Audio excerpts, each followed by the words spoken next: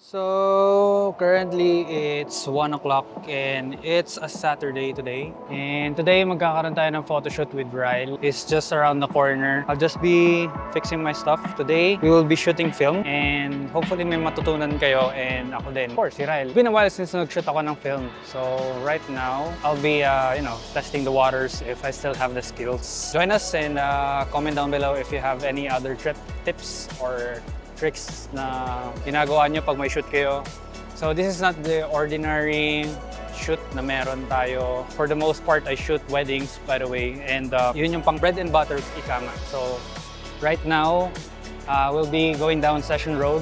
We'll be shooting some portraits of, or maybe street photography and stuff like that. Pero I'm not sure how would that go. So hopefully it would go well sa output. So yeah, hopefully you enjoy this too.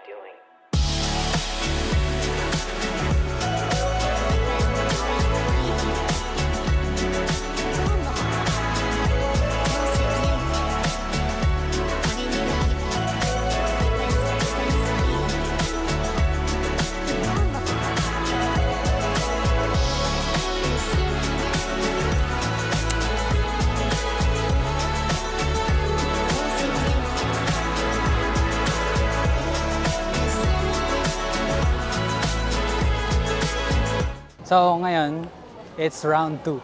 Kasama natin si Ryle. Hawak niya na yung... Kinakabahan na? May kinakabahan na dito. Papasok ba tayo? O sige, pasok tayo. Hindi ko alam, pre. Naghahanap kami ngayon ng pot ni Ryle kasi nanginginig na. Kinakabahan siya sa first roll niya ng Fuji. Actually ako din. Nung first time ko na nag-shoot ng film, kinakabahan talaga ako kasi feeling ko underexposed, overexposed, hindi siya focused, yun, parang pangit composition. Basta lahat na all of the above na kinakatakot ng isang photographer. Andun yung nararamdaman ni Ryle ngayon, yun din yung nararamdaman ko dati. Pero over time, mako-conquer mo din naman yun eh. Pag dito pa rin tayo sa market. And currently, it's 2:30. And we're just looking for a spot kung saan pwede tayong mag-shoot ng film. Nanginginig si Ryle. Tapos ang baba ng shutter speed 30 kasi yung nagpalit kami ng battery kanina tapos nakita namin na hindi gumagalaw yung meter, masyado siyang nasa baba.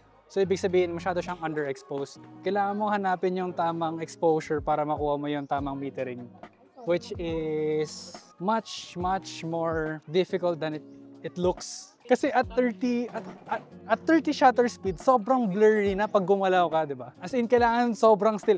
Parang at 30, I would say mag-tripod ka na lang. Okay. Pero ang hirap talaga kasi ng 200 ISO talaga. Pero kayang-kaya, I believe. Mukha lang siyang I believe dahil din sa na lumaan na nung camera yung battery. Medyo nag-rust na siya eh. Sayang, di ko na rin. Dumaan na siya. Sayang. Paano to anuhin? Yung next na Oh, okay. So magne-next film ka na, no? To the right. Yep. Sige, sagat. Release. Yes, sir. Ganun yan? So you're at your second shot. Ooh, okay, gets. Gets mo na? Gets. May dumaan. Yun na! So at least may first shot na siya. So far sa first shot, ano masasabi mo? Sayang! Gusto ko i-delete. Parang alam mo na kung anong kakalabasan, no? Alam ko, tapos parang yung focus niya, paano pa ayusin yung focus niya? Yun pa rin, yung sa gitna. You have to... Yan, yung black. Hindi mo ginalaw? Nagalaw! Masyado kang ano. Okay lang yan. First shot, the hardest shot yung nga sabi. Bird ka agad. Okay lang yan, okay lang. Ito, no? Oo, yan yung ano, focus. Kaya yan. Kaya ni Ral yan. Ikaw pa.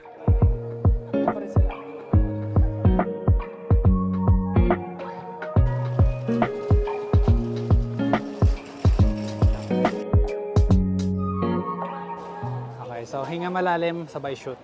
Alright, so for the second shot. Ang hirap kumuha ng subject. Yep.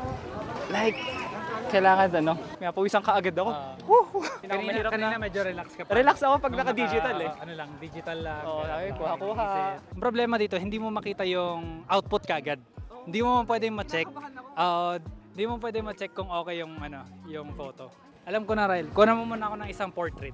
Sige, Ako lang. Ikaw na mag-direct sa akin. Ito, pwede mo akong i-direct. Anong gusto mong pose? Saan? Hindi ko alam, free. Wait lang. Saan ako pwede sumandal? O pwede rin dito. Parang maganda dito.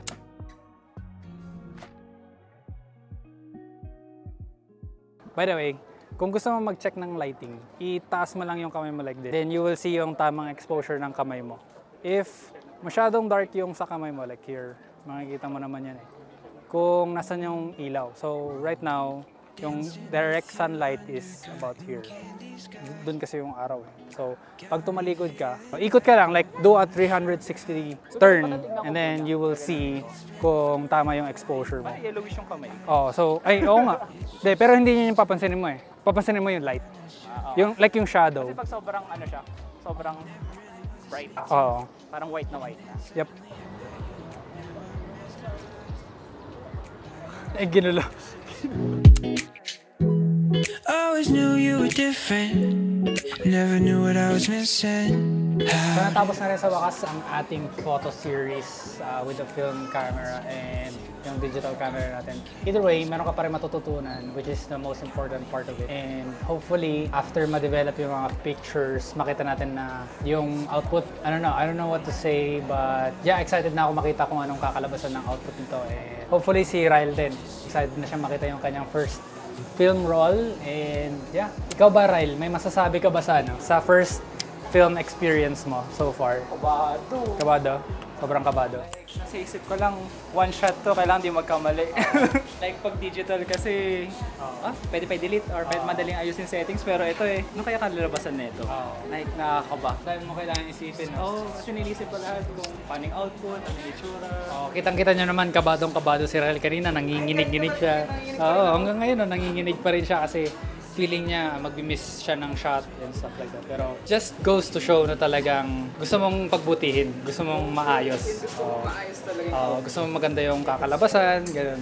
Which is nice. Hindi yung parang bahala na, ganun. Parang, ayaw mo ng mediocre job talaga namin. Or half. So yun. Any final thoughts? Gusto mo pa bang ulitin?